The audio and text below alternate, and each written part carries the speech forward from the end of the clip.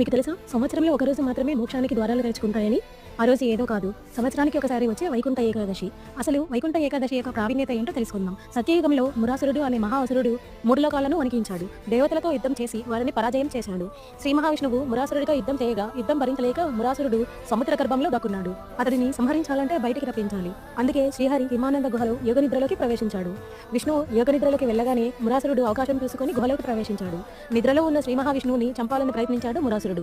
అదే సమయంలో శ్రీహరి దివ్య శరీరం నుంచి ఓ అపూర్వమైన స్త్రీ శక్తి ఉద్భవించింది. ఆమెనే ఏకాదశీదేవి. ఏకాదశీదేవి మురాసురుడిని ఒక్క క్షణంలోనే సంహరించింది. శ్రీ మహావిష్ణువు నిద్రలేచి ఈ విషయం తెలుసుకుని ఆ దివ్య శక్తిని వరము కోరుకోమన్నాడు. అప్పుడు ఏకాదశీదేవి ఇలా కోరింది: నేను అవతరించిన ఈ రోజున మీ నామస్మరణ చేస్తూ ఉపవాసం చేసే భక్తులకు పాప విమోచనం కలగాలి, వారికి మోక్షం లభించాలి. శ్రీహరి ఆ వరాన్ని అంగీకరించాడు. ఆ రోజు ధనుర్మాస శుక్ల ఏకాదశి, అందుకే ఆ రోజునే వైకుంఠ ఏకాదశి అంటారు. అలాగే శ్రీహరి రాక కోసం భూలోకంలో వైకుంఠ ద్వారాలు తెరుచుకుంటాయని నమ్మకం. ఓం నమో నారాయణాయ.